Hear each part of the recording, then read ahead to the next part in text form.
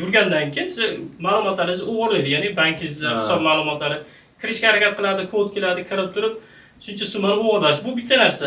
Endi ikkinchi aytganligi tomoni O'zbekistonda mana yaqinda o'tgan hafta bo'lgan narsa 100 dan ortiq talabalar o'sha call center qilishgan, ya'ni chet ellarga telefon qilib odamlarni aldab pulini olishgan. Bu narsani biz oldin eshitardik. O'sha Rossiyada, Xitoyda, Afrikada shu ishni qilishgan, Shu ishni qilishgan.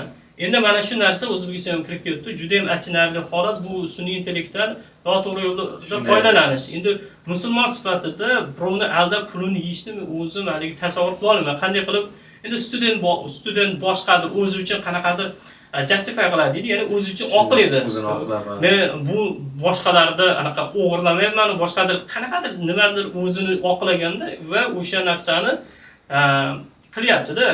Mana ko'rdim, mashhur odamlarni, yulduzlarni nimasidan